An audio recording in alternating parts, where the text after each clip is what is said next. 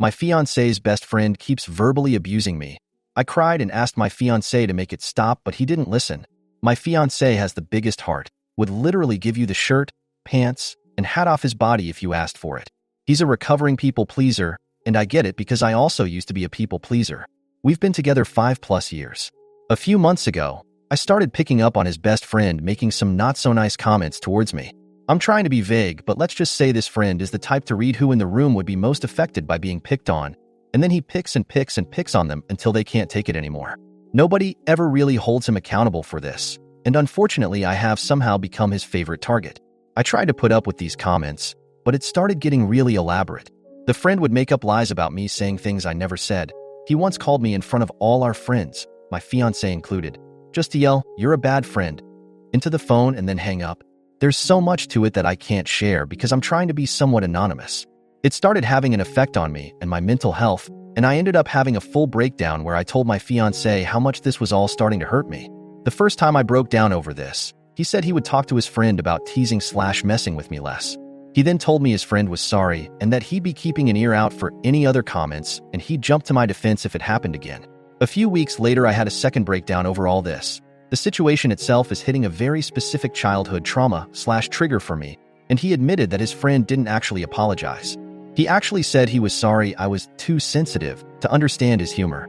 At that point, I told my fiancé my friendship with this person is over and I want zero contact from here on out, even if it means I have to miss out on events and parties that I'd otherwise love to go to. He agreed with me that all of this is being done with the intention to get a rise out of me, and that even if we tried to get through to this friend, he's so diabolical that we could never fully trust him to not treat me at least a little bit shitty. My fiancé kept asking if this meant he had to quit the project they're working on. I told him I would never tell him he had to because I know how much it means to him, but in all honesty, the fact that this person is treating me so poorly that I'm having physical stress reactions isn't enough for him to want to cut this person off does hurt a lot. The fact that it isn't a deal breaker for him is probably always going to sting a little. He's not confrontational at all, and I always knew that, but it's not about confrontation. It's about standing in my corner, and I can't spend the rest of my life with someone who isn't in my corner. This friend is getting married to my best friend in a few months, and we're both supposed to be in the wedding, but I really have no clue how. I get a literal knot in my stomach anytime his name is even mentioned now. I have seen this friend one time since all of this came to a head, and he was so over the top nice to me that it came off as cocky. I had the second breakdown a few days afterwards because I realized I'm possibly going to spend the rest of my life on edge and on guard anytime this person is even somewhat in my vicinity, even if they aren't actively fudging with me. I don't know how to come to terms with the fact that my fiancé was willing to lie to me on his shitty friend's behalf, but he's not willing to stand in my corner against him. I think it'll always hurt. This guy was supposed to be the best man in our wedding, and as a result, we haven't been talking much about wedding plans. I think if he's still planning on this friend being in our wedding, I may have to call it off for my own sanity, and that sucks so bad. This is fudging eating me alive. I love my fiancé so much. I love his big heart and the way he loves with all of it. But he loves some truly wretched people, and I don't know if he'll enforce any boundaries with those people before the lack of boundaries becomes too much for me to handle. I'm just hurt and hurting, and I just want whatever outcome to play out so I can stop feeling so guilty and awful all the time. Relevant comments. Has OP's fiancé defended her in any way? Not necessarily. He's non-confrontational, but he knows the behavior isn't sustainable. He agrees with me that this friend is awful with the intention of being awful. They have a project they've been a part of together for over a decade, and it means the universe to him, and that's the biggest factor in all of this. He'd more than likely have to give that up. This entire situation is dog shit, and there are zero winners, except for the asshole. What does her best friend say about this behavior? I have my own feelings towards what she's going through. I think she's being love-bombed and gaslit, and I've seen some proof of it with my own eyes. She was there for the bad friend comment and kind of defended him.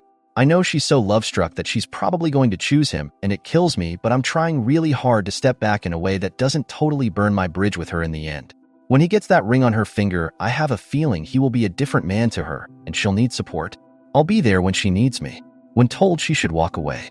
Don't think I'm ready to make my peace with this comment quite yet, but I hear it and I'm trying. Right before I met my fiancé, I had just cut out a vast majority of people, including one of my closest friends and a blood relative, for making me feel the same shitty small way my fiancé's friend makes me feel. It's so much harder to burn those rotten bridges when they're not yours to burn. And that's a lot easier to say when you have no stakes in this, my guy. I'm in love with my partner, and I know that this is eating him up just as much as it is me.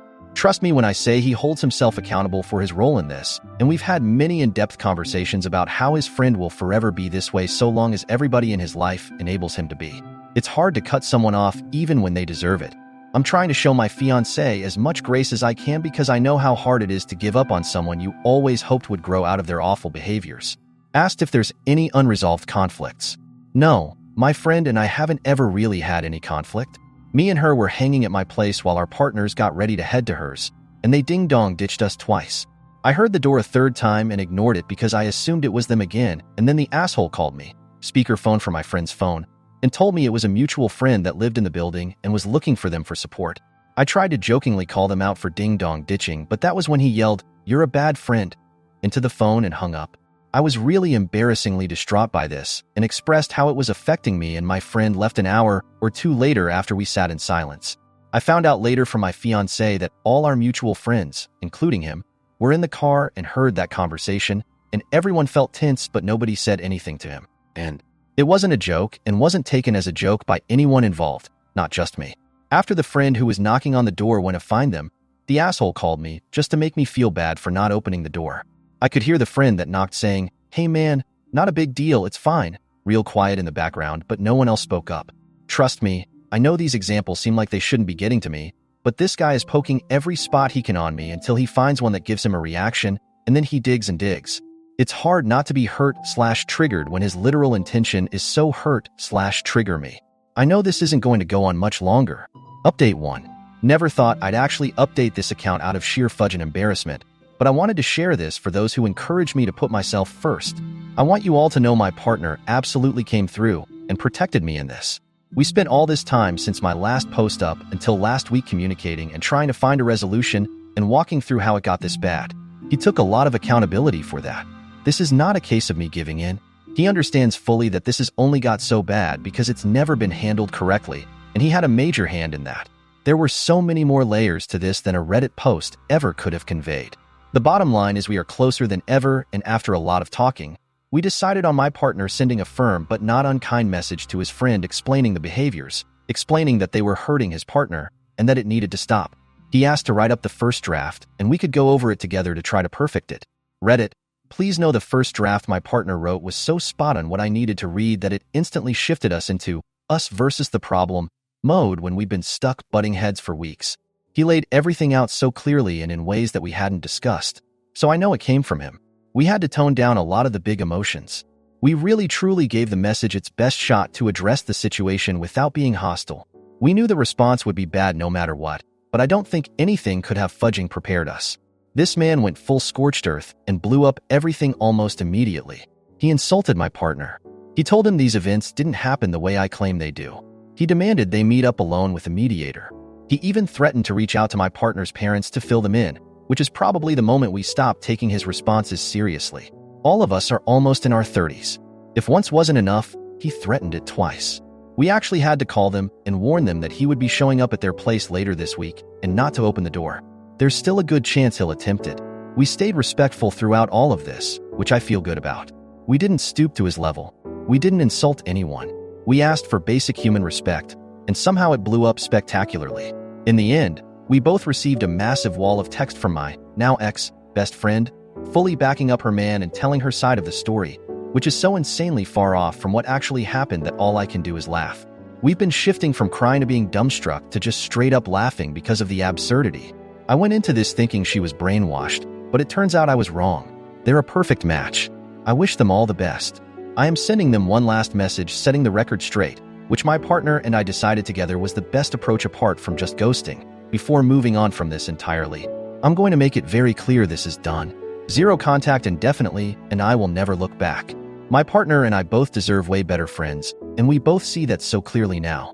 I am so fudging glad I learned my friend's true colors before we dropped $800 on a hotel for their wedding. Thank you to everyone who was kind. Not only did I put myself first in the end, but my partner did too. We're going to take this week in stride and process it all, grieve the friendships we once thought were forever, and at the end of the week we have a conveniently timed vacation to my partner's family cottage. I think we're going to come out of this stronger because we already feel it. Again, thank you to those who had something productive to say, and I've made my peace with all the rest. I guess if the guy does something else outlandish, maybe I'll update, but for now, this chapter is closed and I'm so ready for it to start collecting dust. Relevant comments. When told, victims of abusers do a 180 in their behavior to explain why her best friend is acting the way she is and chose the ex-friend's side. You know, I definitely went into this thinking exactly what you just laid out, but I refused to set myself on fire to keep her warm, and the shit she said in her message about my partner is irredeemable. She can never be a part of our lives again after what was said, out of respect for me and my partner, even if any part of me wanted to hold out hope for her. I hope this is a wake-up call for her, but it won't be me on the other line. And appreciate you and your kind words, friend. This has been hell, but I think we're both just glad to have an outcome.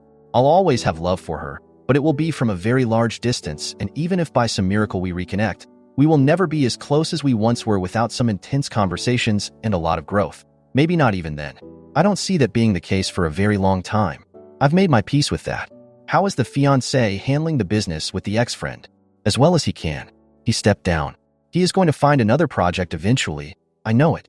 This has been so impossibly hard on both of us, but I know it's hitting him a bit more than me right now, and I'm making sure to prioritize him and remind him he can feel that pain and mourn what was, and it's not an insult to me at all if that makes sense.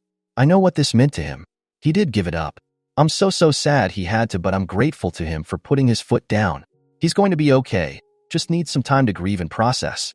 Update 2. I honestly didn't expect to be back here so soon, but life has a funny way of throwing curveballs when you're least prepared for them. So, buckle up because things just took a turn I couldn't have anticipated in my wildest dreams or nightmares. So, let's rewind to the night after my last update. My fiancé and I were supposed to be packing for our much-needed vacation, but instead, we ended up sitting in a silence so thick you could cut it with a knife. I could tell he was still reeling from the whole mess with his ex-best friend. I mean, how do you just walk away from someone who's been in your life for over a decade? I could see the guilt and sadness etched into his face, and it broke my heart. Then came the bombshell. We were sitting there, trying to process everything when my fiancé's phone buzzed. It was a text from a number he didn't recognize. He opened it, and his face went pale. Like, ghost-level pale. He just handed me the phone without a word. The text? A screenshot of an email thread between his ex-best friend and their mutual friend from the project they were working on. Apparently, ex-best friend had been scheming behind the scenes for months, maybe even years, to undermine my fiancé. The dude was setting him up to fail, talking trash about him to everyone involved in the project, and even going as far as trying to get him booted out entirely. This was way bigger than just petty verbal jabs or childish pranks. This was calculated, malicious, and straight-up evil. My fiancé just sat there, staring at the phone, completely stunned. I think I said something like, "Are you okay?" But he didn't answer. He just kept reading, scrolling through page after page of betrayal. I didn't know what to do. I mean, how do you comfort someone when their entire world is crashing down? After what felt like an eternity, he finally looked up at me. His voice was so calm it was eerie. He said, "I need to confront him. I need to do it now." I didn't know what to say. Every part of me wanted to scream, "No, don't give this guy any more power over you." But I knew my fiancé needed this closure. He needed to face the demon that had been haunting our relationship, and I couldn't stop him. So, I just nodded and said, "I'm here for you. Whatever you need." We got in the car and drove to his ex-best friend's place. It was like something out of a bad movie. Stormy night, pouring rain, the whole 9 yards. We didn't even bother knocking. My fiancé just barged in, and there was his ex-best friend, sitting on the couch, smug as ever. The confrontation was brutal. My fiancé laid everything out, every nasty comment, every underhanded scheme, all the manipulation.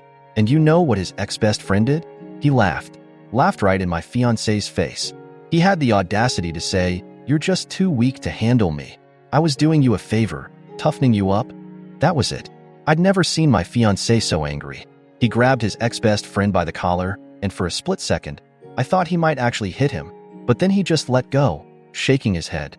He said, "You're not worth it. You never were." And with that, we walked out.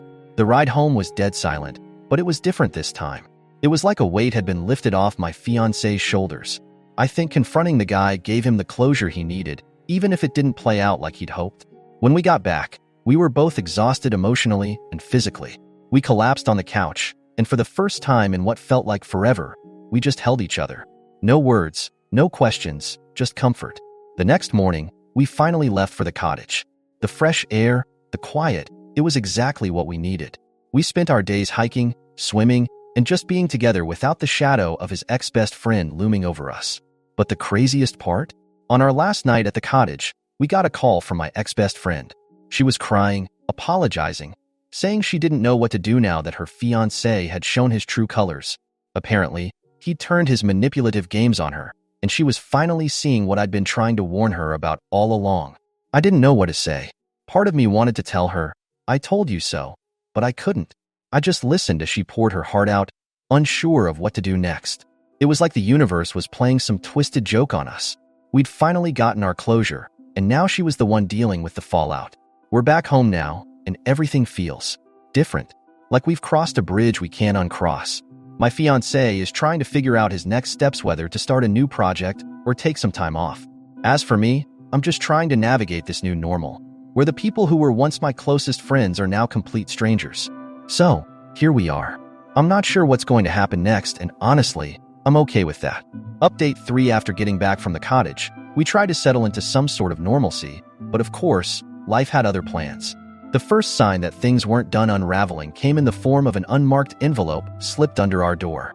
It was so old school and ominous that for a second, I thought we were in some kind of spy thriller. Inside the envelope was a single piece of paper, handwritten, in what I immediately recognized as my ex-best friend's handwriting.